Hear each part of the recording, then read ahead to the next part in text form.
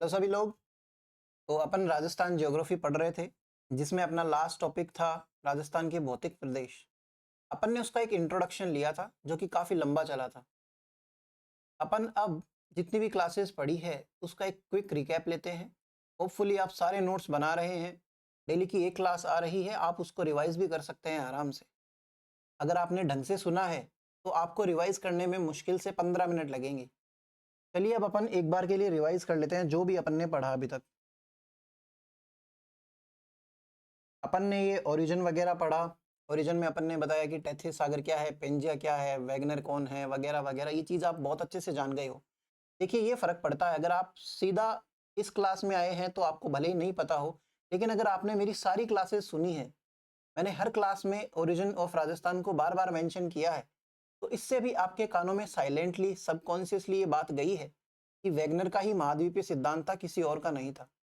या फिर आपके दिमाग में गया है पेंजिया क्या है, अंगारा लैंड क्या है, गोंडवाना लैंड क्या है, ये सारी चीजें। फिर राजस्थान में क्या है, जीटी। अब शायद आपके दिमाग में बैठ गई होगी ये बात कि गोंडवाना लैंड और टेथे सागर ही है। वैसे ही फिर अपन ने देखा था लैटिट्यूड्स एंड लॉन्गिट्यूड्स, अक्षांशीय विस्तार और देशांतरीय विस्तार। जो लेटी हुई रेखाएं हैं उनको लैटिट्यूड्स बोलते हैं और जो सीधी होती है उनको लॉन्गिट्यूड्स बोलते हैं। राजस्थान के रेफरेंस में क्या देखा था हमने, ये 69 डिग्री 30 से ये पूर्वी देशांतर, और इधर 78 डिग्री 17 मिनट पूर्वी देशांतर तक है। और नीचे की तरफ से ये बोले तो 23 डिग्री 03 मिनट से लेके ये 30 डिग्री 12 मिनट तक जाती है। साथ ही साथ में अपन ने ये जो देखी थी सीधी वाली कितनी थी, अक्षांशों के बीच की टोटल दूरी कितनी थी, तो 6 2 8 अपन ने एक ट्रिक से याद करा था छोटा सा। फिर जो लेटी हुई रेखा मतलब यानी कि जो देशांतरीय विस्तार है उसकी क्या डिस्टेंस थी, 8 6 9। देशांतरीय विस्तार में जो स्टार्टिंग में इधर आता है वेस्ट की तरफ 69 डिग्री 30 मिनट, उसी का 69 है, उसके पहले 8 लगा दो। फिर अपन ने 784 वाली चीज देखी थी और एक देखी थी 850 वाली।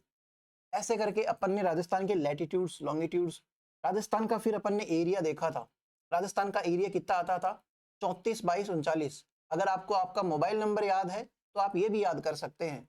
मोबाइल नंबर तो 10 डिजिट्स का होता है और भी टिपिकल होता है। और साथ ही साथ में 132 140 माइल्स वाली भी देखी थी, स्क्वायर मील। और ये आपके सामने जो लिख रखी है वो बॉर्डर है राजस्थान की। कौन सी रेड क्लिफ है, रेड क्लिफ कौन है, किसने क्या किया, 17 अगस्त 1947 को क्या हुआ, सारी चीजें आपको पता है अभी। तो अपन देख लेते हैं कि लास्ट क्लास में अपन ने क्या किया। फिर लास्ट क्लास में अपन ने राजस्थान के भौतिक प्रदेश का इंट्रोडक्शन लिया। भौतिक प्रदेश किसे कहते हैं, ये राजस्थान के रिलीफ फीचर्स है, यानी कि उच्चावच है, कलाकृति। कलाकृतियों में अपन ने सारी देखी। पर्वत किसे कहते हैं, पहाड़ किसे किसे कहते हैं, मरु मेरु और माल का डिफरेंस भी आपको पता चल गया होगा अब। माउंटेन वो होता है जिसकी 1000 से ज्यादा मतलब 1 किलोमीटर से ज्यादा हाइट के हो, और पहाड़ी वो होती है जो इससे कम हो, सीधी बात। फिर इसके बाद में एम हेरोन वाली लाइन देखी थी कि सबसे पहले अगर राजस्थान के भौगोलिक क्षेत्रों का अपन कैसे अध्ययन करते हैं, उनकी चट्टानों के थ्रू। तो चट्टानों में भी सबसे पुरानी चट्टानें कौन सी हैं, प्री कैम्ब्रियन काल वाली, जो कि अरावली वाली है। तो इसका सबसे पहले अध्ययन करने का श्रेय किसको जाता है राजस्थान के रेफरेंस में, वो है ए एम हेरोन। ठीक है, ये चीज देखी अपन ने। फिर अपन ने देखा ये वीसी मिश्रा वाला जो है राजस्थान का, ये सबसे पहला एक ढंग का वेल मैनेज या वेल ड्रॉन फिजिकल डिविजन्स है राजस्थान के। इन्होंने बेसिकली 7 पे दे दिया। इन्होंने मेन बेसिस किसको माना था, क्लाइमेट को माना था, और दूसरा माना था कैनाल को, एग्रीकल्चर को तीसरा बेसिस लिया था। इसके बेसिस पे इन्होंने 7 दिए थे भाई। इनकी बुक का नाम क्या है, राजस्थान का भूगोल। ठीक है, और फिर बाद में अपन ने देखी एस के सेन वाले, एस के सेन के बाद में डॉक्टर रामलोचन वाली चीज देखी, 2 4 12। अपन ने देखा था ना, जो 2 4 बार बोलेंगे तो 2 4 12 याद हो जाएंगे आपको। ठीक है, फिर उसके बाद में अपन ने हरिमोहन सक्सेना का जो देखा, ये प्रोफेसर तिवारी वाला जो है, इसी के बेसिस पे अपन ये जो पढ़ते हैं ना राजस्थान के भौतिक प्रदेश, अपन 4 मानते हैं, वो यही है। इसी के बेसिस पे अपन ने ये एक डायग्राम भी ड्रॉ किया था। इस डायग्राम में ये रहे चारों भाई, नॉर्थ वेस्ट का डेजर्ट है, अरावली प्रदेश है, फिर उसके बाद में उत्तर के मैदान है और हाड़ौती का पठार। ये 4 चीजें अपन ने देखी थी। फिर ये एक जो डायग्राम बनाया था, सॉरी टेबल बनाई थी, इसमें अपन ने ये देखा, एक सेकेंड, ये देखा कि इसमें कौन से का क्या कंट्रीब्यूशन है। अपन इनको डिटेल में भी लेने वाले हैं, अरावली वगैरह को, और हाड़ौती का पठार मैदान, मरुस्थल। मरुस्थल सबसे बड़ा है। अपन ने ट्रिक्स भी बनाई थी कि 61 याद रख लिया तो उसके बाद वाले को कितना जोड़े कि वो राउंड फिगर हो जाए, तो 70 आ जाएगा 9 जोड़ने पे। फिर उसके बाद में मैदान के लिए कैसे याद किया था कि 2 तो पढ़ चुके हैं इसलिए 2 लिख दो। फिर ये मैदान कौन सा है, तीसरा, तो 23 हो गया। 23 के बाद में जो बचा कुचा है वो 6.89, वो हो गया भाई हाड़ौती का पठार। पॉपुलेशन की बात करें तो पॉपुलेशन के लिए भी अपन ने वैसे ट्रिक्स बनाई थी कि 2-2 के जोड़े याद रख लो। 50 करना है आपको, अगर एक बार 40 कर दिया फिर 10 कर दो, फिर 39 करके 11 कर दो, अगर 2 और होते तो 38 करके 12 कर देते। अपने को 4 याद करने से मतलब है, इजीली 4 याद भी हो गए। फिर इसके बाद में ये जो डिस्ट्रिक्ट्स लिखी है ना, ये लिखी थी अपन ने नए जिलों के अकॉर्डिंग। देखिए जब डिटेल में और चीजें आएंगी, सारी चीजें मैं आपको क्लियर करते हुए चलूंगा, लेकिन ऐसा नहीं कह सकते कि रेगिस्तान की भी कोई सीमा है।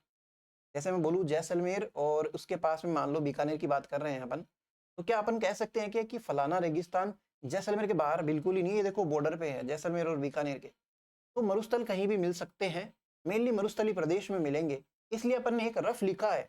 ये भी अभी कुछ ज्यादा वेल डिसाइड नहीं है। पुराने के अकॉर्डिंग तो इसमें कुछ और भी है। पुराने के अकॉर्डिंग यहाँ था 12, यहाँ फिर से 13, यहाँ पे 10 और 7, ये पुराने के अकॉर्डिंग था। तो ऐसे करके ये जिले बनाए हुए थे। और बाकी अपन सॉइल के बारे में पढ़ रहे थे, सॉइल कौन सी है, बालू सॉइल है, फॉरेस्ट सॉइल है, ये सब चीजें अपन ने देख ली। तो अपन चलिए अभी अपन सीधा स्टार्ट कर देते हैं अपना नया टॉपिक। ये देखिए भाई कौन से काल है, ये भी अपन ने देखे थे। फिर एज देखी थी, सबसे पुराना कौन सा है, सबसे नया। अपन अब भौतिक प्रदेशों में आगे बढ़ेंगे। आप एक टेबल बनाना, नए पेज से स्टार्ट करना। टेबल थोड़ी लंबी बनेगी इस तरीके से, तो हो सके तो कॉपी को आड़ी करके लिखना। स्टार्ट करते हैं भाई। सबसे पहले आप लिखिए यहां कहीं राजस्थान के भौतिक प्रदेश में हम बनाएंगे एक बहुत लंबी लाइन, ऐसे, दूसरी ऐसे, ठीक है। यहां पे आप लिखेंगे 1 लगा के नॉर्थ वेस्ट डेजर्ट, या फिर उत्तर पश्चिमी मरुस्थल। उत्तर पश्चिमी मरुस्थल। इसके फिर से 2 पार्ट्स हैं। इसके 2 पार्ट्स कौन से हैं? पहला पार्ट है शुष्क मरुस्थल, या फिर मैं इसको बोलूं एरिड डेजर्ट, डेजर्ट या रीजन। इसको यहां लिख देता हूं, एरिड डेजर्ट। दूसरा अपने पास में आ जाएगा, वो है अपने पास में अर्ध शुष्क। आप भी ऐसे गैप देके लिखना, अर्ध, या थोड़ा सा और गैप दे देते हैं। पहले शुष्क हो गया, फिर अर्ध शुष्क, अर्ध शुष्क मरुस्थल। ये आ जाएगा अपने पास में सेमी एरिड डेजर्ट। ये दोनों लिख लिया अपन ने। अब अपन लिखेंगे कि शुष्क मरुस्थल के भी 2 प्रकार होते हैं। एक प्रकार तो होता है जिसको बोलते हैं, आप ऐसे स्मॉल 1 लिख लेना। ये बड़े वाला 1 है भाई, ये नॉर्थ वाले को अपन ने 1 से लिखा है, जो बड़ा वाला 1 2 3 4 वाला 1। आप फिर ए में लिखना शुष्क मरुस्थल, बी में लिखना आप अर्ध शुष्क मरुस्थल। इसमें भी अपन ए को फिर से देख रहे हैं, शुष्क मरुस्थल वाले को। ये आता है पहला नाम बालू का स्तूप युक्त क्षेत्र, ठीक है, बालू का स्तूप युक्त क्षेत्र। दूसरा आ जाएगा बालू का स्तूप मुक्त क्षेत्र। आप इसको इंग्लिश में भी लिख लेना, बालू का स्तूप युक्त क्षेत्र। तो इंग्लिश में लिखेंगे विथ, युक्त है तो विथ आ जाएगा, सैंड ड्यून्स। दूसरा क्या था भाई, बालू का स्तूप मुक्त, मतलब बिना बालू का स्तूप के क्षेत्र। इसका नाम आप लिखेंगे इंग्लिश में विदाउट, ये WO लिखा है मैंने स्मॉल में, विदाउट है ये, विदाउट सैंड ड्यून्स। ये विद सैंड ड्यून्स जो है वो लगभग अपने पास में आता है 58%, 58.5, 58% लगभग 58.5। बचा हुआ ये जो है ये हो जाएगा 41.5%। तो ये दोनों हो गए अपने पास में। ये दोनों पार्ट्स है, थोड़ा सा ऊपर कर देता हूं, ये जो दोनों है, रुक जा,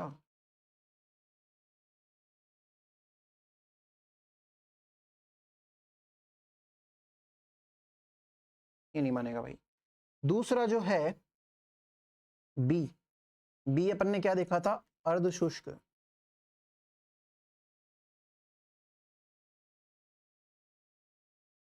मरुस्थल।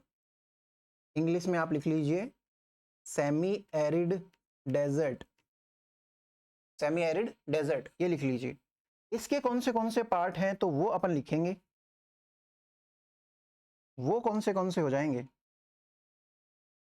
उसके लिए आप ग्रीन पेन, मैं ग्रीन पेन यूज कर रहा था, तो फर्स्ट नंबर पे आ जाएगा घग्गर बेसिन, घग्गर बेसिन, ठीक है। इंग्लिश में इसको लिख लीजिए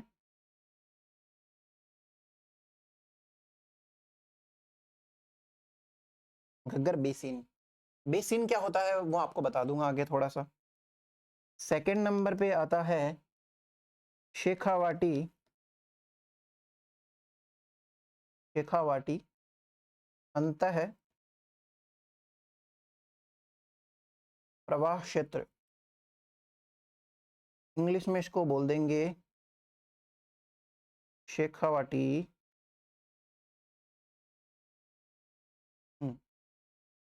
इंग्लिश में इसको लिख देते हैं अपन शेखावाटी इनलैंड ड्रेनेज रीजन, ठीक है। अंतः प्रवाह क्षेत्र क्या होता है वो भी देख लेंगे, यानी कि जमीन के अंदर पानी बहता है, वो चीज होती है इसका मतलब। थर्ड नंबर पे अपने पास में आ जाता है नागौरी उच्च भूमि। ये नागौर जिले के आसपास है मेनली, तो इसलिए इसका नाम भी नागौरी उच्च भूमि है, नागौरी उच्च भूमि। या फिर इसको इंग्लिश में आप लिख लीजिए नागौरी अपलैंड,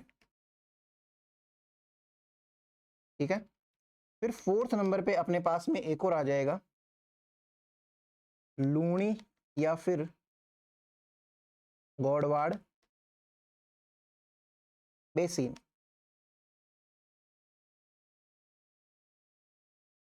लूणी या फिर गौड़वाड़ बेसिन।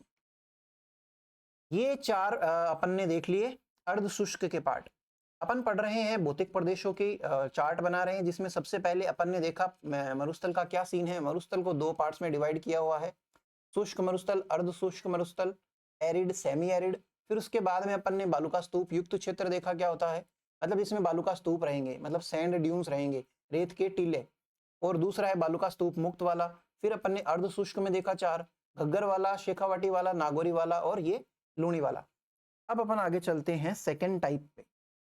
सेकंड अपने पास में कौन आएगा भाई, सेकंड अपने पास में आपको पता हो तो वो आएगा अरावली, क्योंकि अरावली था, अरावली प्रदेश।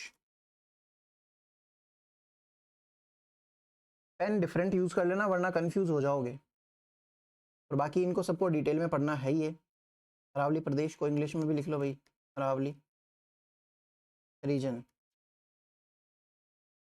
इसके जो तीन पार्ट्स हैं वो क्या क्या है देख लो भाई। इसका एक सिंपली पार्ट है नदन अरावली,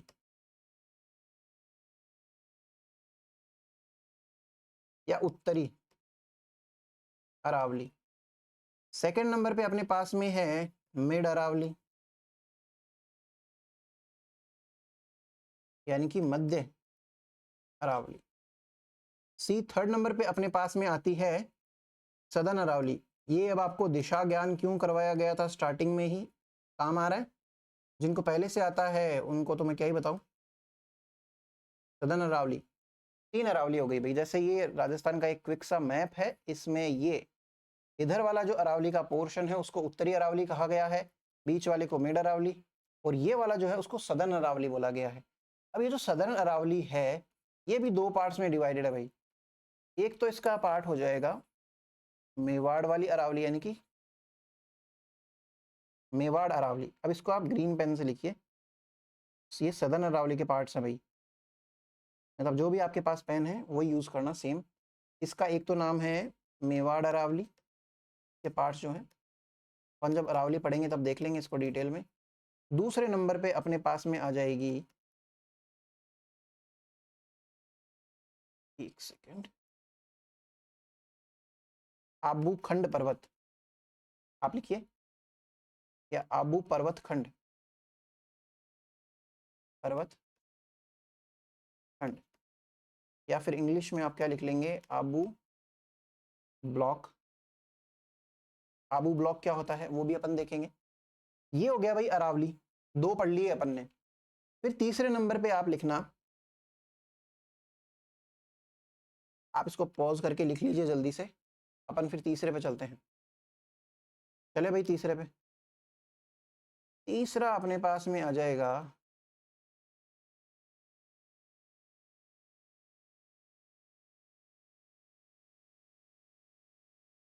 हम्म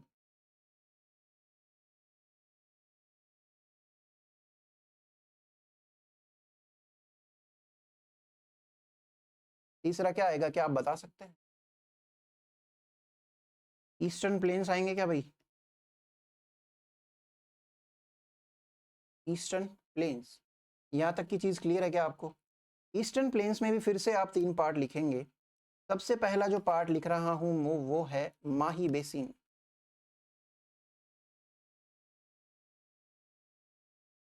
इंग्लिश में आप लिख लीजिए माही बेसिन।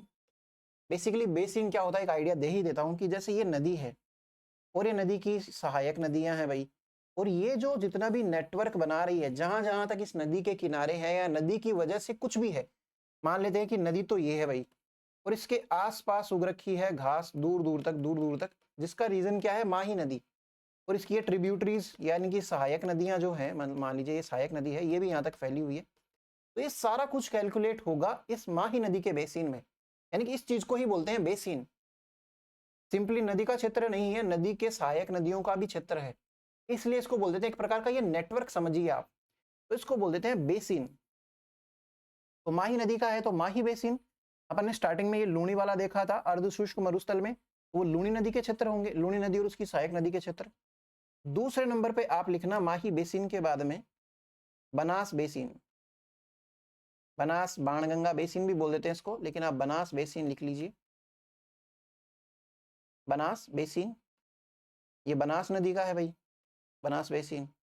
तीसरे नंबर पे अपने पास में आ जाएगा चंबल नदी, चंबल बेसिन। कल अपन ने वीसी मिश्रा वाला जो देखा था उसमें एक चंबल बीहड़ करके प्रदेश भी आया था, वही चंबल नदी के आसपास वाले या चंबल नदी की सहायक नदियों वाले जितने भी क्षेत्र है उसको क्या बोलेंगे अपन, चंबल बेसिन।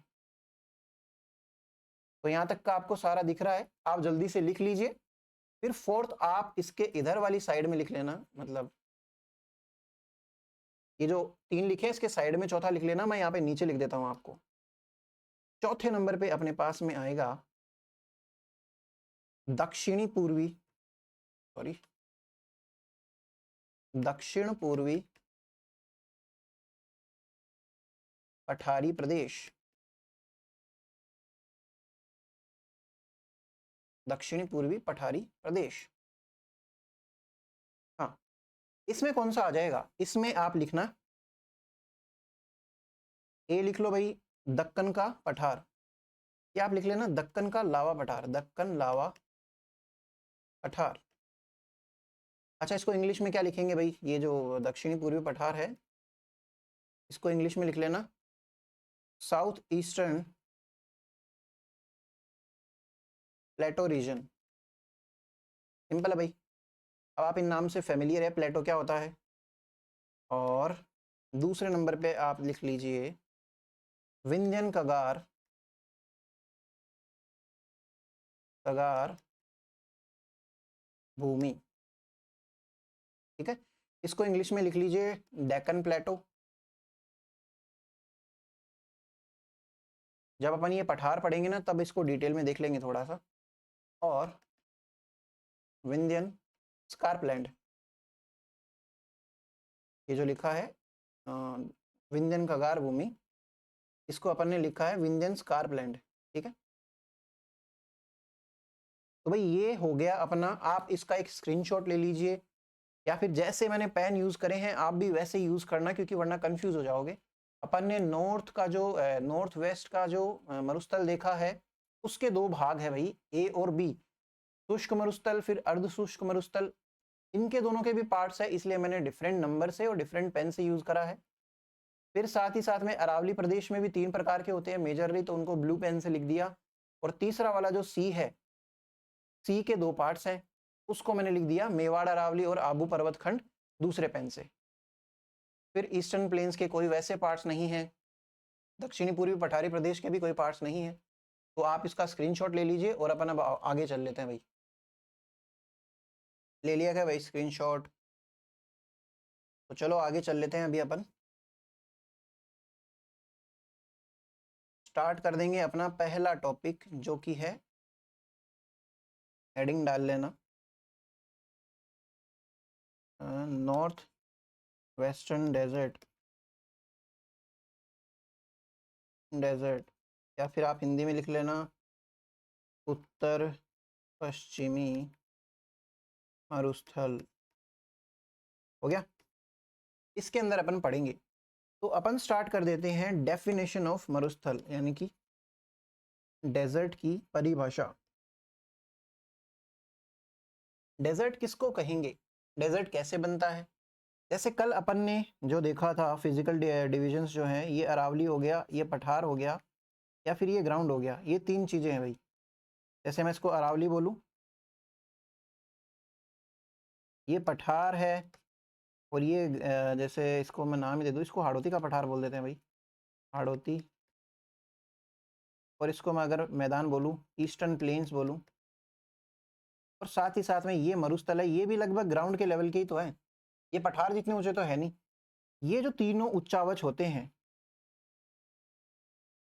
ये बनते हैं रिलीफ फीचर्स, मतलब ये सॉरी, जो रिलीफ फीचर्स होते हैं ये हैं, एक सेकेंड रुकना, ये जो तीनों हैं भाई, ये तो हैं रिलीफ फीचर्स। किसी भी एक स्थल के, किसी भी एक जगह के रिलीफ फीचर्स, यानी कि राजस्थान के रिलीफ फीचर्स हैं। ये जो डेजर्ट है, ये बनता है क्लाइमेट की वजह से। ये क्लाइमेटिक कंडीशन है, ग्राउंड के ऊपर ही ऐसे क्लाइमेटिक कंडीशन बनेगी, जलवायु बनेगी, जिसकी वजह से क्या बन जाएगा, डेजर्ट। बालुका स्तूप युक्त या बालुका स्तूप मुक्त, वो एक अलग बात है। तो इसकी डेफिनेशन में क्या लिखेंगे, एक ऐसा क्षेत्र, सिर्फ आप इसके फीचर्स ही लिख लीजिए डेफिनेशन में। मिनिमम रेनफॉल,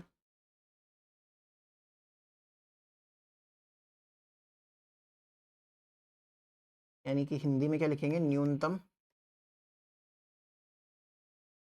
वर्षा। प्लांट्स यहाँ पे कैसे मिलेंगे, थोर्नी प्लांट्स, यानी कि कंटीले पादप, जैसे कि कैक्टस हो गया, नागफनी वगैरह, ये सब अपन देखते ही हैं, किक्कर हो गया, ऐसी चीजें। तीसरी चीज पे अपने आ जाएगी सैंडी सॉइल। इसका तो सबसे बेस्ट फीचर ही ये डेजर्ट का, कि सैंडी सॉइल होती है, या फिर बलुई मिट्टी होती है, बलुई मृदा। ठीक है। फिर चौथी आती है, ये एक ऐसा क्षेत्र है जिसको एग्रीकल्चर के लिए यूज नहीं कर सकते, इसलिए इसको बोल देंगे नॉन। डेफिनेशन की बजाय आप लिख लेना यहाँ पे इसके फीचर्स, या फिर लिख भी दिया तो कोई दिक्कत नहीं है। ठीक है, क्योंकि फीचर्स अपन अगले स्लाइड पे ज़्यादा ढंग से देखेंगे इसके। तो नॉन यूजेबल फॉर एग्रीकल्चर। अब एग्रीकल्चर के लिए यूजेबल नहीं है तो लोगों का रोजगार नहीं जुड़ा इससे, और वैसे भी रेगिस्तान में ज़्यादा इंडस्ट्रीज वगैरह डाल पाना भी पॉसिबल नहीं है, इसलिए ऐसे एरिया के अंदर होती है मिनिमम पॉपुलेशन डेंसिटी। अच्छा, इसको आप लिख लीजिए कृषि अयोग्य, कृषि अनुपयोगी या अयोग्य। ठीक है, चौथा क्या बताया था मैंने कि पॉपुलेशन डेंसिटी कैसी होगी, जनसंख्या घनत्व है, पॉपुलेशन ज़्यादा होगा या कम, कम, इज लेस, कम जनसंख्या घनत्व। भाई ये 4 फीचर, ये 5 फीचर हो गए इसके। फिर एक लास्ट फीचर और आता है कि आपने अगर आप जैसलमेर से हैं, जोधपुर साइड से, या फिर आपकी साइड में टीले हैं, तो आप एक चीज नोटिस करना, जैसे गर्मियों के टाइम पे दोपहर में वो इतने भयंकर तपते हैं, इतने भयंकर तपते हैं कि वहां सहन नहीं होता। अगर आप चले जाएं तो 50-50 डिग्री तक टेम्परेचर चला जाता है, इवन उससे भी ज्यादा चले जाता है।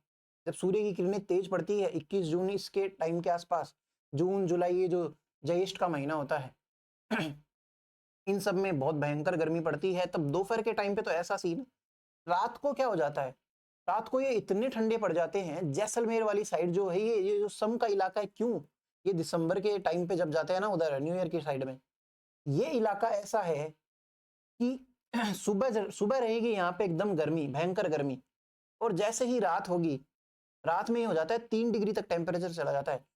रात में 3 डिग्री चल रहा है, इवन 0 डिग्री तक भी पहुंच जाता है। 3 डिग्री से लेके ये 50 डिग्री का सफर एक ही दिन में कवर कर रहा है। वैसे तो ऐसे होता है कि गर्मी पड़ती है कुछ महीने, फिर सर्दी पड़ती है, ऐसा सीन है। वरना यहाँ पे क्या हो रहा है, एक ही दिन में 2 प्रकार के टेम्परेचर बन रहे हैं, यानी कि ताप में कितना ज्यादा अंतर है, तापांतर, टेम्परेचर डिफरेंस जो है कितना ज्यादा है। इसलिए इसको बोलते हैं, इसका एक फीचर और है मैक्सिमम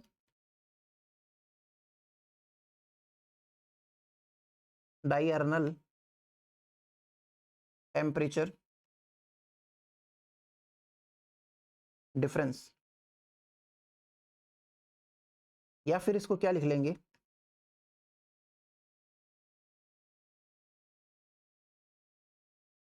अत्यधिक दैनिक तापांतर। ये इसके डेफिनेशन कह लो, अगर इसको अपन डेफिनेशन में लिखते हैं, या फिर अपन ने एक बेसिक फीचर लिख लिए डेजर्ट के। अब अपन आगे बढ़ते हैं, डेजर्ट के प्रकार कितने होते हैं उस पर, तापांतर लिख लिया भाई यहां तक। अपन थोड़ा सा नीचे चल लेते हैं अभी।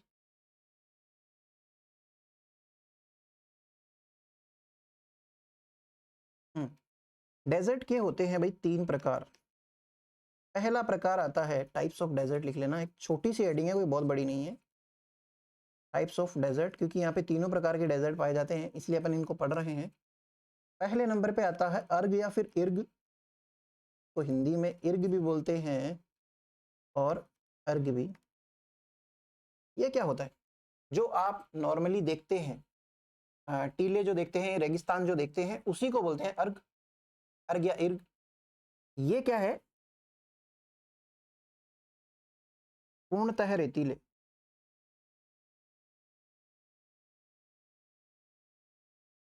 रेतीले मरुस्थल। ठीक है, ये पूर्णतः रेतीले मरुस्थल है, जो कि आपको जैसलमेर में सबसे ज्यादा देखने के लिए मिलेंगे। सिंपल सी बात है भाई। अब आप कहेंगे मरुस्थल में तो मिट्टी होनी चाहिए, रेत तो होनी चाहिए, होती है, देखेंगे अभी अपन। रेतीले मरुस्थल, यहाँ का क्या एक फीचर है वो भी आप लिख लीजिए। ऐसे में क्या मिलेगा आपको, जलवायु कैसी होगी, शुष्क होगी या आर्द्र होगी, तो जलवायु होगी अति शुष्क, और वनस्पति होगी न्यून, वनस्पति न्यूनतम, यानी कि कम से कम वनस्पति मिलेगी। और इसको इंग्लिश में लिख लीजिए टोटली सैंडी डेजर्ट, और नीचे लिख लेना आप जलवायु अति शुष्क है तो क्लाइमेट हाइपर एरिड, और वनस्पति न्यूनतम के लिए लिख लीजिए मिनिमम वेजिटेशन, मिनिमम वेजिटेशन। दूसरे टाइप का अपने पास में मरुस्थल आता है जिसको बोलते हैं हम्मादा, हम्मादा, हम्मादा। आप गूगल पे सर्च भी करना हम्मादा कैसा होता है, ये भी डेजर्ट का प्रकार होता है। इसके लिए आप लिख लीजिए पूर्णतः पथरीला, पथरीला मरुस्थल, यानी कि totally rocky desert, totally rocky desert. यहाँ पे आपको बालू का स्तूप नहीं मिलेंगे, आपको यहाँ पे मिलेंगी रॉक्स, मतलब रॉक्स की फॉर्म में।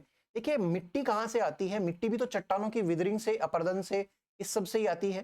तो स्तूप कैसे बनते हैं, रेतीले स्तूप जो होते हैं, आप एक ब्रैकेट में लिख लेना कहीं भी, स्तूप कैसे बनते हैं या फिर ड्यून कैसे बनते हैं, ड्यून्स, तो टीले जो है वो कैसे बनते हैं, मिट्टी के अपरदन प्लस निक्षेपण, दोनों प्रोसेस होनी बहुत जरूरी है। मिट्टी कहाँ से अपरदित होती है, या तो उसको पानी अपने साथ बहाता है बरसात के थ्रू या फिर हवा के थ्रू, है ना। तो ये टूटती कहाँ से, चट्टानों से ही टूटती है, इसको बोलते हैं विदरिंग प्रोसेस या फिर अपरदन। इरोजन लिख लेना आप इंग्लिश में, इरोजन, और दूसरा नीचे लिख लेना deposition, erosion and deposition Hindi में आपके सामने है, अपरदन और निक्षेपण। तो ये इस तरीके से बनते हैं। तो ऐसी चट्टानें या ऐसा मतलब जमीनी भूभाग, देखिए आप पथरीला, आप गूगल पे सर्च करना आपको समझ में आएगा, मैं फोटो भी डाल देता लेकिन मैं भूल गया। हम्मादा लिखना, आप हम्मादा लिखेंगे तो आपको पता चलेगा कि यहाँ पे ये भी मरुस्थल जैसी ही स्ट्रक्चर है, लेकिन यहाँ पे क्या नहीं है, सैंड ड्यून्स नहीं है, no sand dunes, no sand dunes, ठीक है। ऐसे कौन से एरियाज हैं जो यहाँ पे मिलते हैं आपको, तो अपन उसको भी थोड़ा सा मेंशन करते हुए चलेंगे साथ साथ में। नो सैंड ड्यून्स को हिंदी में लिख लेना, रेत के टीले नहीं पाए जाते हैं ना। फलोदी सबसे पहले, नया जिला जो अपन ने देखा था, मेनली तो ये जोधपुर से है और कुछ पार्ट इसमें जैसलमेर का भी है। फलोदी के अलावा बालोतरा है, बालोतरा बाड़मेर से है मेनली, तो बालोतरा का भी क्या है, सिवाना है भाई। पहले सिवाना बाड़मेर में आता था, इसमें एक सेकंड रुकना, सिवाना जो है वो पहले बाड़मेर में आता था, लेकिन अभी ये किस में आता है, बालोतरा में। और तीसरा अपने पास में आ जाएगा जैसलमेर, ठीक है, जैसलमेर, ये आ जाएगा पोकरण। जैसलमेर में भी क्या है, दूसरा है मोहनगढ़, आपके पीछे जा रहा हूँ, मोहनगढ़, और तीसरा आप लिख लीजिए रामगढ़, ठीक है। आप इसको इंग्लिश में भी लिख लीजिए। हो गया, तो भाई अपन तीसरा और देख लेते हैं। तीसरा अपने पास में आ जाता है, तीसरा आ जाएगा अपने पास में रेग, क्या आ जाएगा, रेग, REG, रेग।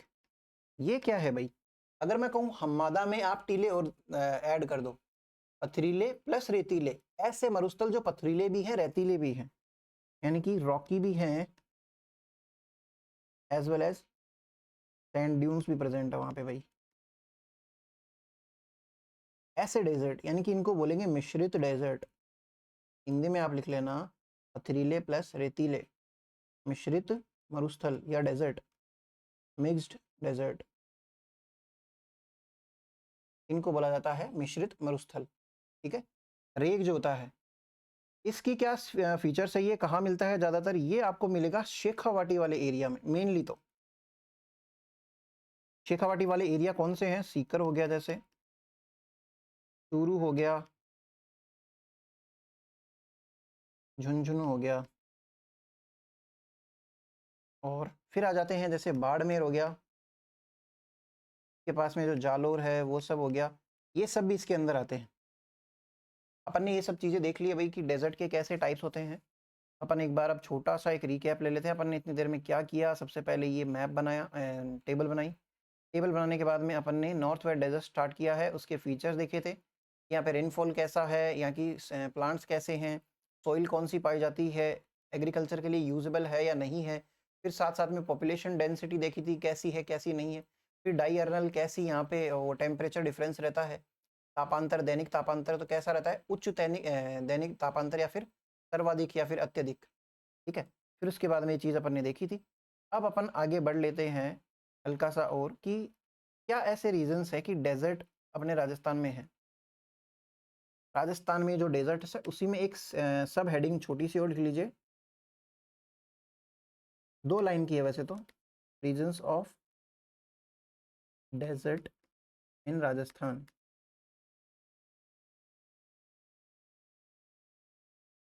राजस्थान में मरुस्थल का कारण, आप हिंदी में लिख लीजिए, राजस्थान में मरुस्थल का कारण। क्या कारण है भाई, सबसे पहला कारण है अरावली, प्रेजेंस ऑफ अरावली। अरावली के आप लिखना बिकॉज डेजर्ट इज बिकॉज, रुकना, this region is found in rain shadow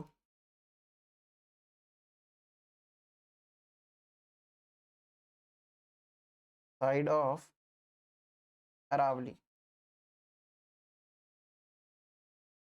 आप हिंदी में लिख लीजिए, क्योंकि यह क्षेत्र अरावली के वृष्टि छाया क्षेत्र में पाया जाता है, क्योंकि यह क्षेत्र अरावली के वृष्टि छाया क्षेत्र में पाया जाता है।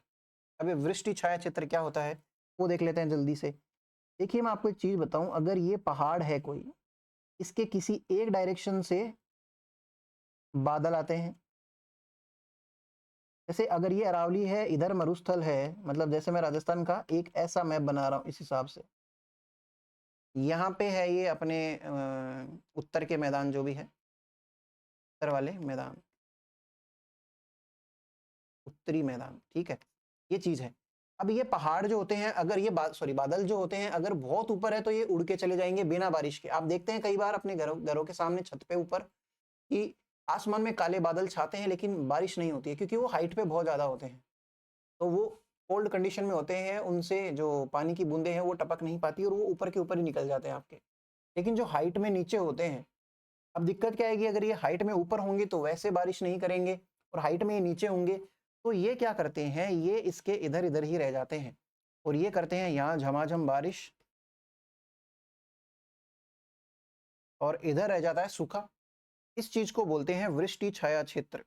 ये वाला जो क्षेत्र है वो रह गया वृष्टि छाया क्षेत्र, और यहाँ बन जाते हैं बहुत बढ़िया बढ़िया मरुस्थल।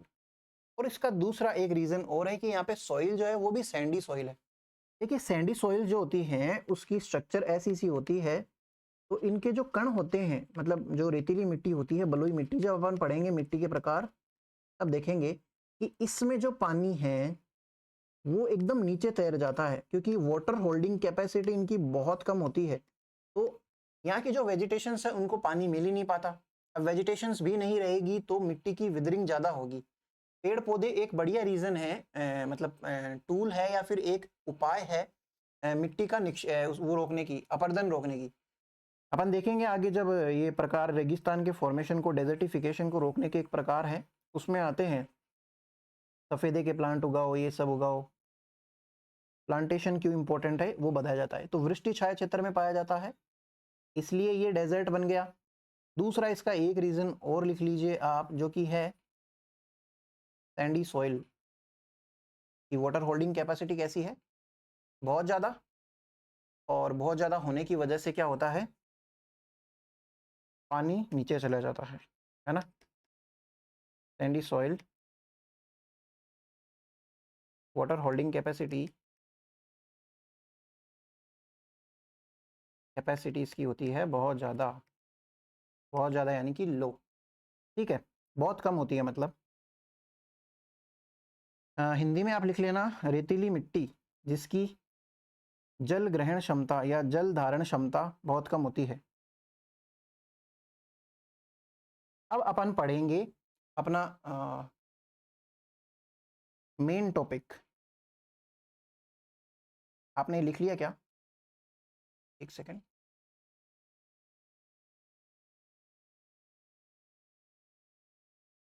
तो अब अपन आगे चल लेते हैं।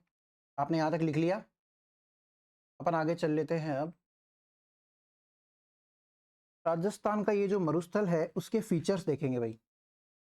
फीचर्स, इसके क्या क्या फीचर्स हैं वो अपन कवर करेंगे यहाँ पे। तो राजस्थान के मरुस्थल के क्या क्या फीचर्स हैं वो देख लेते हैं। तो आप नंबर लगाइए 1।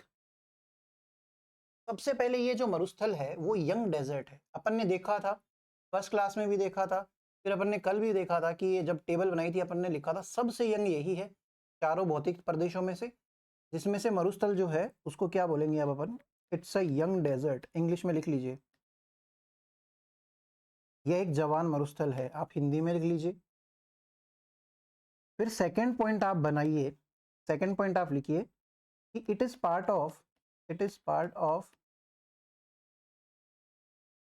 Great palaearctic African desert. आप लिखिए पहले, मैं फिर बताता हूं। यहाँ पे एक चीज और लिख लेना, it is eastern part of,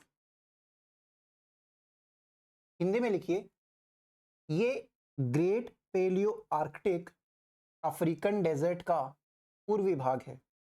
ये great palaearctic African desert का पूर्वी भाग है।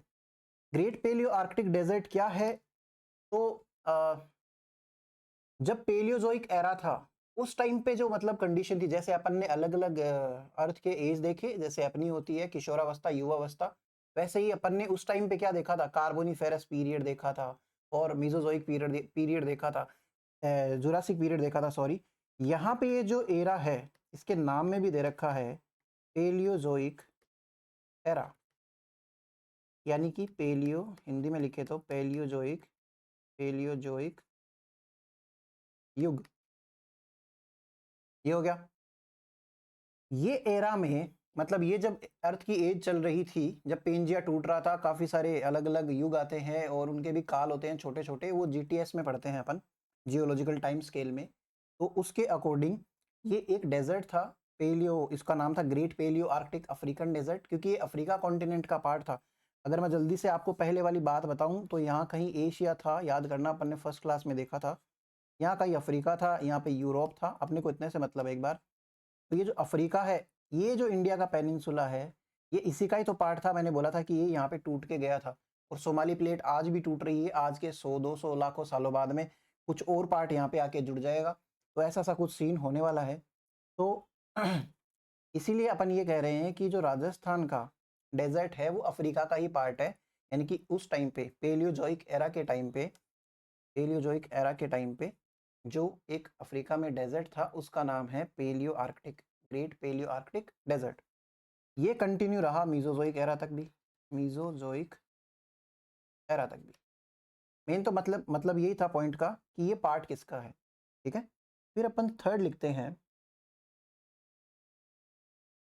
ये प्लीस्टोसीन काल में बना था।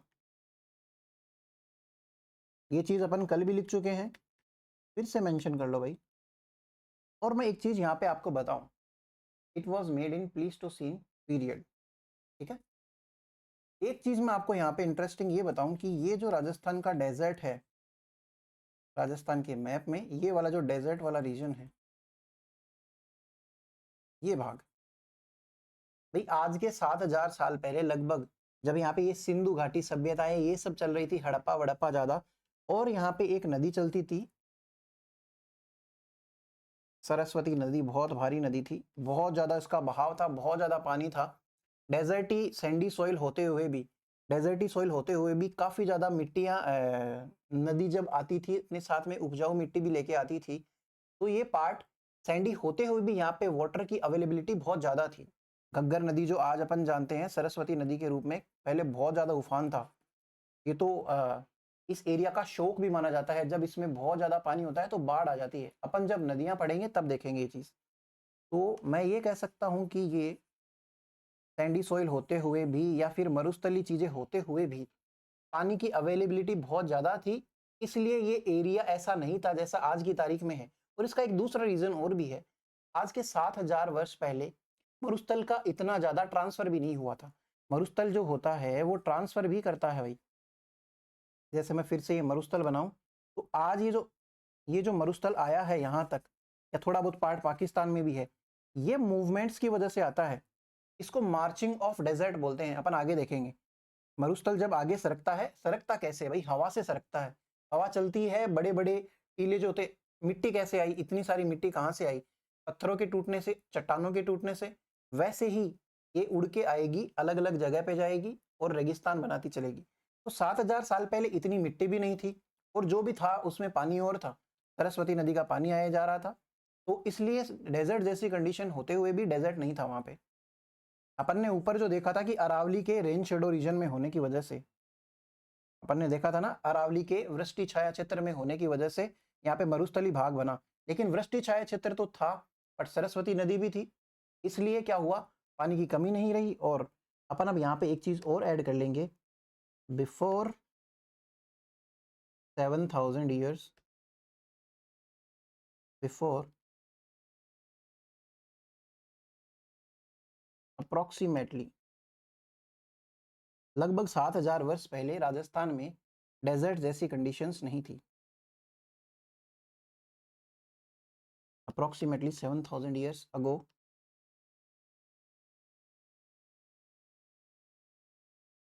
desert like conditions were not present। ये वाली लाइन हो गई। फिर अपन नेक्स्ट पॉइंट पढ़ते हैं। नेक्स्ट पॉइंट ये है कि ये एक सबसे ज्यादा जैव विविधता वाला मरुस्थल है। जैव विविधता किसको कहेंगे? मान लीजिए 10 एनिमल्स हैं, 10 एनिमल्स हैं, 10 जानवरों में से सारे के सारे ऊंट है, मान लेते हैं एक बार। तो ऊंट एक ही प्रकार का जानवर है, इसलिए वहां की बायोडाइवर्सिटी है या जैव विविधता है वो कम मानी जाएगी। लेकिन अगर यहाँ पे ऊंट भी होते, 2 गाय होती मान लीजिए, 1 बकरी होती, ऐसे करके अलग अलग टाइप के सारे जानवर होते, तो ये कंपैरेटिवली ज्यादा बायोडाइवर्सिटी है। बायोडाइवर्सिटी में अपन प्लांट्स को भी काउंट करेंगे, ऐसा नहीं है कि सिर्फ एनिमल्स आएंगे। तो अलग अलग टाइप के एनिमल्स और प्लांट्स अगर ज्यादा होंगे किसी भी एरिया में, नंबर से मतलब नहीं है, वैरायटी से मतलब है, तो ऐसे एरिया की बायोडाइवर्सिटी भी ज्यादा होती है। तो अपना राजस्थान का जो मरुस्थल है, अपन ने ऊपर देखा था कि राजस्थान के अंदर ये जो फीचर्स लिखे थे ना, बेसिक फीचर्स, ये देखिए यहाँ पे अपन ने क्या लिखा था, यहाँ पे अपन ने कहीं पे तो लिखा था non useful for agriculture, population density is less, ऐसी चीजें अपन ने लिखी थी। थोर्नी प्लांट्स मिलते हैं यहाँ पे, ज्यादा कुछ है नहीं, बट फिर भी मतलब मैं अलाइव चीजों की बात कर रहा हूँ, नहीं होते हुए भी ये विश्व का एकमात्र ऐसा डेजर्ट है जिसमें सबसे ज्यादा बायोडाइवर्सिटी है। तो अपन क्या लिखेंगे उससे आपको समझ में आएगा, it is most biodiversity rich desert of world. ये विश्व का अधिक जैव विविधता वाला मरुस्थल है। ये विश्व का अधिक जैव विविधता वाला मरुस्थल है। ईश्वरी प्रसाद करके एक व्यक्ति हुए हैं, ईश्वरी प्रसाद, आप यहीं पे लिख लेना, Ishwari Prasad called desert region as रुक्ष प्रदेश। Ishwari Prasad called desert region as रुक्ष प्रदेश, या फिर रुक्ष रीजन, मैं इसको लिख के दिखाता हूं। ईश्वरी प्रसाद ने मरुस्थल को रुक्ष प्रदेश कहा। रुक्ष का मतलब वैसे रफ होता है भाई, कि रफ सी कंडीशंस है यहाँ पे रहने के लिए, सूटेबल नहीं है, इसलिए इन्होंने इसको नाम दिया। ये एग्जाम में क्वेश्चन उठा लेते हैं। और इसके अलावा एक चीनी यात्री है, चीनी स्कॉलर है, चीनी शुगर वाली चीनी नहीं जो चाइना कंट्री है, चीनी यात्री है, ट्रेवलर है या स्कॉलर है, हवेन सांग। ये नाम ऐसे लिखना आप, है के अंदर वह है, हवेन सांग, या फिर इसको इंग्लिश में लिखे तो UNESANG, हवेन सांग। मैं आपके पीछे आ रहा हूँ। हवेन सांग जो है, इसने राजस्थान को या सॉरी इस मरुस्थल को क्या बोला? गुर्ज रात्रा, गुर्ज रात्रा। तो आप ये पॉइंट और मेंशन कर लीजिए, किसको कहा है? मरुस्थल को कहा है भाई, ये लिख लिया आपने। अब अपन आगे चलते हैं। अब चौथा पॉइंट देखते हैं, पांचवा सॉरी।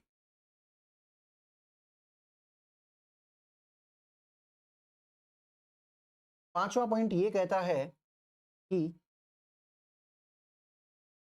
ये विश्व का सबसे ये विश्व का सबसे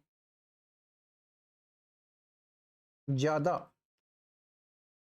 जनसंख्या घनत्व वाला, अब जनसंख्या की जो बात हो रही है, जनसंख्या घनत्व है, जनसंख्या घनत्व है, एक सेकेंड, हाँ, जनसंख्या घनत्व वाला मरुस्थल है। आपको बायोडाइवर्सिटी भी ज्यादा दिख रही है, और जनसंख्या घनत्व से मेरा मतलब है कि मान के चलिए जैसे अपना डेजर्ट है थार डेजर्ट, इसके अलावा विश्व में जितने भी डेजर्ट है उस एरिया में, मतलब डेजर्ट का मतलब ये नहीं कोई रेत के टीले के ऊपर रह रहा है, अरावली के पश्चिम में जो भी है वो सारा डेजर्ट में आता है, तो लोग क्या वहां रहते नहीं है, लोग रहते हैं ना। वैसे ही अरावली ये जो थार का डेजर्ट है, इसके अलावा पूरे विश्व में जितने भी डेजर्ट्स हैं उसमें जितने भी लोग रह रहे होंगे सबसे ज्यादा अपने वाले में रहते हैं। यानी कि मैं ऐसे कहूँ, जनसंख्या घनत्व से मेरा मतलब ये कि 100% अगर एरिया है तो 1% एरिया में कितने ज्यादा लोग रहते हैं। अगर 10 लोग रह रहे हैं तो उसकी जनसंख्या घनत्व ज्यादा है, 11 करोगे तो वो उससे ज्यादा है, 12 करोगे तो उससे ज्यादा है। जितने ज्यादा लोग उतने ज्यादा 1% एरिया में, यूनिट एरिया में, ठीक है। इसलिए इस मरुस्थल को क्या कहा जाता है, विश्व का सबसे धनी मरुस्थल। इसलिए इसे सबसे धनी मरुस्थल भी कहा जाता है। इंग्लिश में आप लिख लीजिए, it is world's most population density, it is world's most population density desert, and that's why it is called the most rich desert. That's why it is called the most rich desert. फिर इसके साथ साथ में यही लिख लीजिए, ये विश्व का 70वां सबसे बड़े क्षेत्रफल वाला मरुस्थल है। लिखा, it is world's 17th largest desert area wise, it is world's 17th largest desert area wise. फिर एक पॉइंट और बना के लिख दीजिए आप यहाँ पे, उपोष्ण दृष्टि से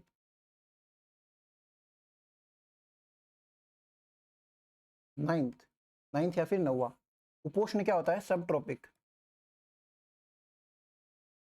on subtropic point of view it is 9th largest desert, ठीक है, यहां तक हुआ भाई। फिर नेक्स्ट पॉइंट में आप लिखिए, इट इज रिमाइंडर ऑफ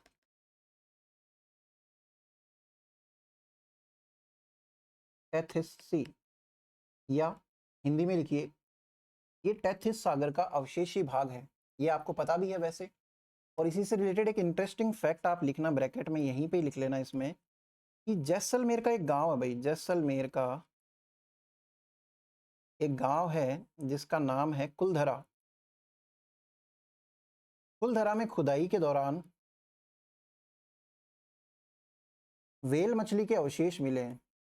मतलब समुद्र वगैरह में वेल मछलियाँ सारी समुद्र में मिलती है, पानी में ही मिलती है, तो ये यहाँ क्या कर रही है, डेजर्ट में ये मछली क्या कर रही है, वो भी वेल मछली। यानी कि ये हमें इंडिकेट कर रही है, एक एग्जाम्पल दे रही है कि ये भी जो मरुस्थल है वो टेथिस सागर का ही भाग है। तो आप ये चीज़ और मेंशन कर लीजिए इसमें, और ये एग्जाम में पूछा भी गया भाई। वेल के अवशेष, रिमेन्स, ये पाए गए। फिर आप नेक्स्ट पॉइंट लिखिए, नेक्स्ट पॉइंट में लिखिए कि मरुस्थल जो है वो खनिज घनत्व है, मरुस्थल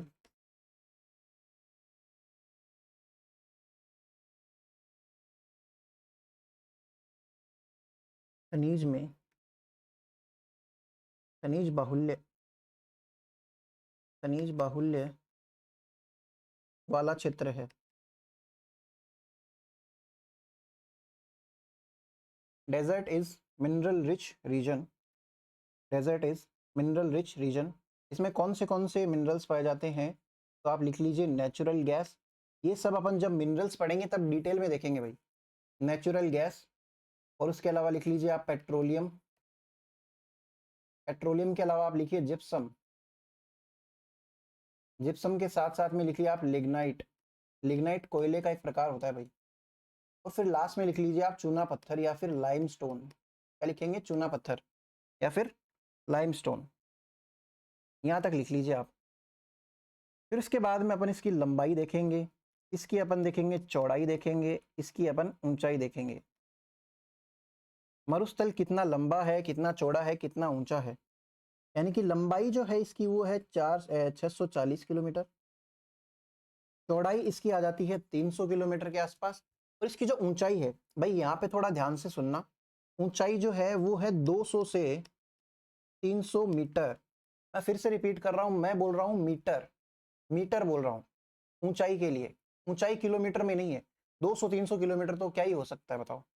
तो मैं क्या कहना चाह रहा हूँ उसको आप डायग्राम से भी देख लेना, लेकिन उससे पहले मैं इंग्लिश में भी लिख देता हूँ। ये लेंथ है, ये इसकी विड्थ है, और ये क्या है भाई? ये इसकी हाइट है। राजस्थान का आप भी एक छोटा सा डायग्राम यहाँ पे बना लेना। और ये डायग्राम बना के आपको क्या मेंशन करना है? ये रेड से जो मैं दिखा रहा हूँ, ये तो इसकी भाई लेंथ हो गई 640 किलोमीटर। पिंक से जो मैं दिखा रहा हूँ, ये इसकी चौड़ाई हो गई, विड्थ है ना, ये हो जाएगी 300 किलोमीटर। और ऊंचाई 200 से 300 मीटर। तो आपको याद भी हो जाएगा, 300 मीटर उसमें भी आ रहा है और 300 किलोमीटर उसमें भी आ रहा है। बट ये मीटर है भाई, ये चीज़ ध्यान से सुन लो। फिर एक और फैक्ट आता है। एक और फैक्ट ये आता है कि एरिया इसका कितना है। एरिया अपन कल वाली क्लास में भी देख चुके हैं कि ये है 61.11%। या फिर मैं इसको बोलूँ कि ये ऑलमोस्ट कितना दिख रहा है आपको? 2/3 नहीं दिख रहा क्या? एरिया क्षेत्रफल लिख लीजिए 61.11%, या फिर ऑलमोस्ट कितना लिख लीजिए, लगभग 2/3। ये अगर 66.66 होता, 66.66 होता, तो अपन इसको बोल देते टोटल ये जो 2/3। लेकिन ये ऑलमोस्ट लिखा गया है यहाँ पे। और एग्जाम में इससे क्वेश्चन भी उठाया गया है कि राजस्थान में जो मरुस्थल है वो लगभग कितना है, तो ये एग्जैक्ट वाला नहीं देते हुए यहाँ पे 2/3 दे दिया। जो मैथ वाले होते हैं तो वो इजीली निकाल लेते हैं। और एच.एम. सक्सेना की जब अपन कल बात कर रहे थे, हरिमोहन सक्सेना और जो तिवारी जी थे, उन्होंने जो भौतिक प्रदेश के 4 भाग बताए, उन्हीं की बुक जो है राजस्थान का प्रादेशिक भूगोल, कल अपन ने देखा था। उसके अंदर लिखा था कि ये इसकी लेंथ आती है, एरिया आता है sorry, square kilometre. 1,75,000 square kilometre, ये इतना इसका एरिया आता है इसके अकॉर्डिंग, एच.एम. सक्सेना के अकॉर्डिंग। ये लिख लेना। फिर इसका नेक्स्ट फीचर और आता है कि इसके अक्षांश और देशांतर कितने हैं। अक्षांशों की मैं अगर बात करूं, अक्षांश या लैटिट्यूड्स, लैटिट्यूड्स जो है 25 डिग्री नॉर्थ से लेके 30 डिग्री नॉर्थ तक है भाई।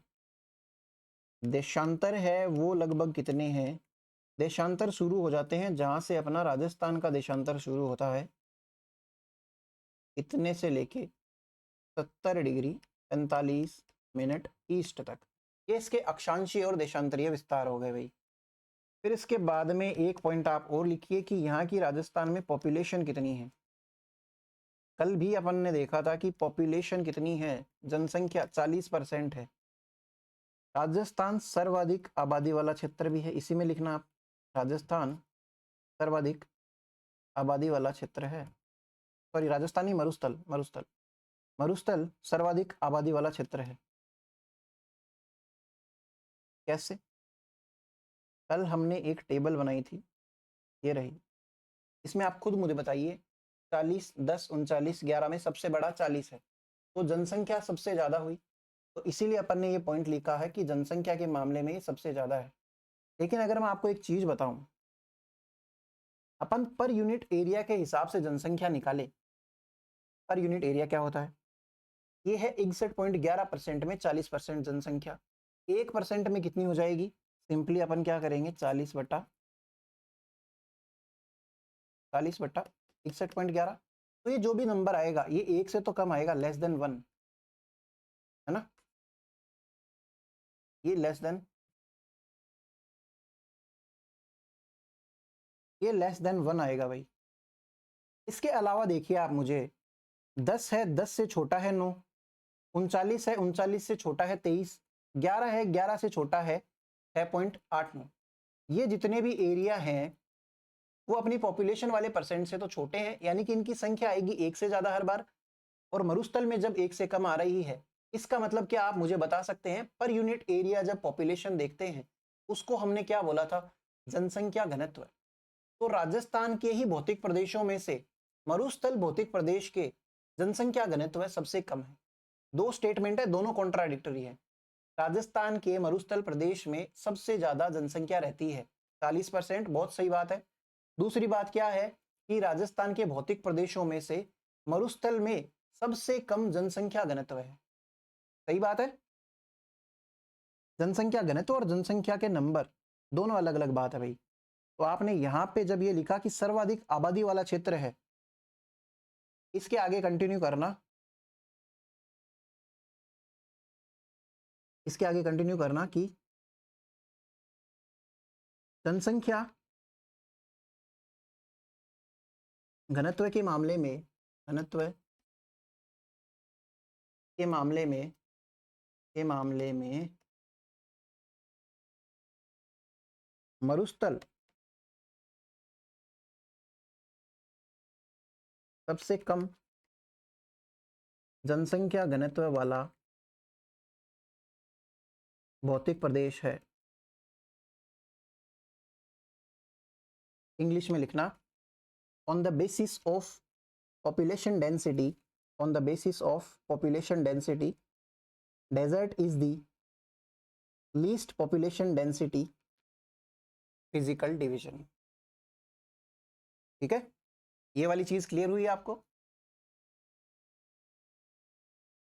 अब भले ही जनसंख्या घनत्व कम है मरुस्थल का और इसके भौतिक प्रदेश है उसके अलावा, लेकिन विश्व के जितने भी मरुस्थल है उनमें सबसे ज्यादा जनसंख्या घनत्व ये वाले मरुस्थल की ही है। तो एक लाइन और लिखना, अलग से लिख लो इसको ताकि आपको ध्यान रहे, विश्व में सबसे ज्यादा जनसंख्या वाला, जनसंख्या घनत्व वाला भौतिक प्रदेश, सॉरी भौतिक प्रदेश नहीं, मरुस्थल, विश्व में सबसे ज्यादा जनसंख्या घनत्व वाला मरुस्थल। Most population density desert of the world, most population density desert of the world, ये फीचर हुआ। इसके बाद में एक कैरेक्टर और देखते हैं अपन, वो क्या है भाई? वो है इसका स्लोप। राजस्थान का ये जो डेजर्ट है इसका स्लोप कैसा है? तो ये आता है NE2SW, यानी कि उत्तर पूर्व से, मैं इसको डायग्राम में ही बना के दिखा दूं आपको, हमने पहली क्लास में देखा था डायरेक्शन कैसे निकालते हैं। ये NS है, ये WV। इसमें अगर मैं लूनी नदी का एग्जांपल दूं, अपन नदियों में पढ़ेंगे लूनी नदी, तो लूनी नदी ऐसे बहती है भाई, आपको दिख रहा होगा कि ये NE से SW जा रही है, यानी कि ये उत्तर पूर्व से जा रही है दक्षिण पश्चिम की तरफ। ऐसा ही ढाल इसका है, क्योंकि लूनी नदी जो है, मैं आपके पीछे आ रहा हूँ, लूनी नदी जो है वो लगभग मरुस्थल में यहाँ कहीं है, ठीक है? तो ये बहाव को बता रही है। आपको समझ में आ रही है ये चीज? तो नोट डाउन कर लीजिए आप, स्लोप क्या है, इसकी ढाल क्या है। अब अपन आगे चलें, 2 पॉइंट्स और रह जाते हैं, वो और मेंशन कर लेते हैं भाई।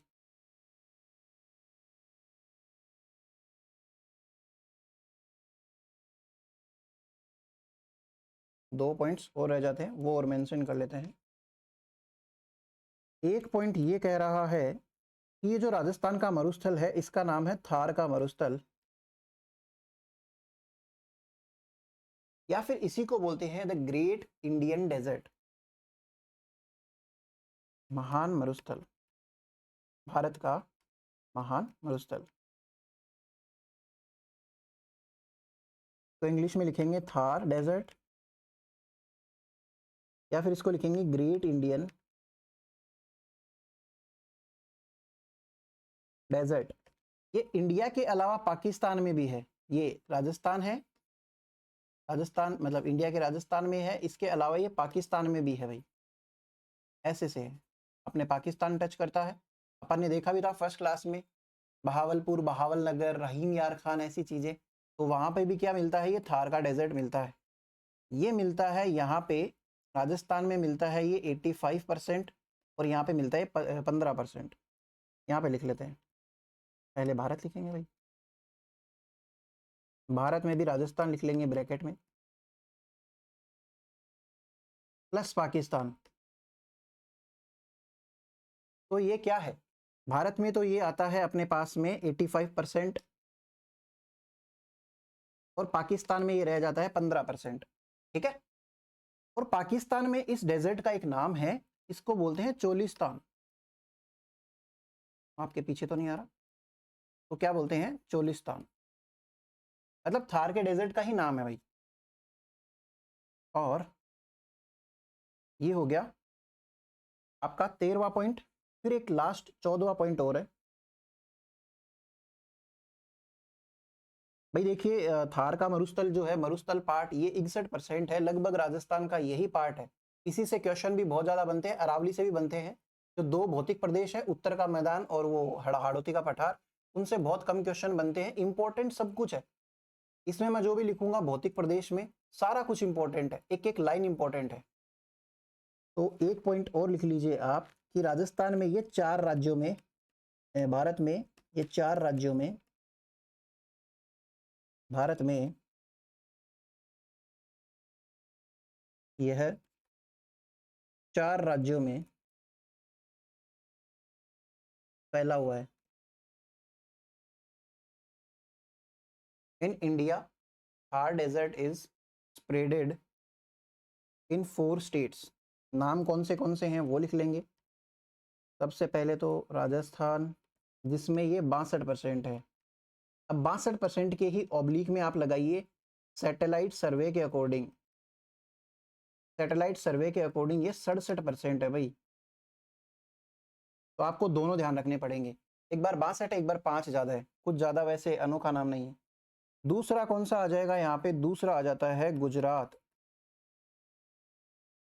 गुजरात का वो लिखने की जरूरत नहीं है हमें। तीसरे नंबर पे अपने पास में आ जाता है हरियाणा, और थोड़ा बहुत पार्ट है पंजाब में भी। तो ऐसे फैला हुआ है ये जो थार का डेजर्ट है अपने पूरे इंडिया के 4 स्टेट्स के अंदर। और इसके अंदर एक लास्ट लाइन और रह जाती है, उसको अलग से लिख लीजिए आप, इसमें मेंशन नहीं करेंगे। 15वीं लाइन ये और लिख लीजिए आप, ये कहती है कि राजस्थान में, आप लिखना साथ साथ में, राजस्थान में मरुस्थल त्रिकोण वाले शहर, आप लिखिए इंग्लिश में डेजर्ट ट्रायंगल,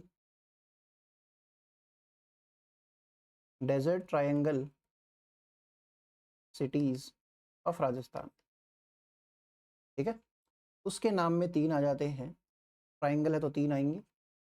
जैसलमेर लिखिए सबसे पहले, दूसरे नंबर पे आप लिखिए जोधपुर, और तीसरे नंबर पे आप लिखना बीकानेर, JJB। ठीक है, ये 3 डेजर्ट ट्रायंगल के शहर है भाई। लगभग यहाँ कहीं बीकानेर है, यहाँ कहीं जैसलमेर है, यहाँ कहीं जोधपुर है, तो इनको कनेक्ट करके एक तरीके से डेजर्ट ट्रायंगल जैसे बता दिया। तो ये सब सारे फीचर्स हैं अपने मरुस्थल के। अपन ने आज की क्लास में क्या क्या करा उसको एक बार जल्दी से देख लेते हैं।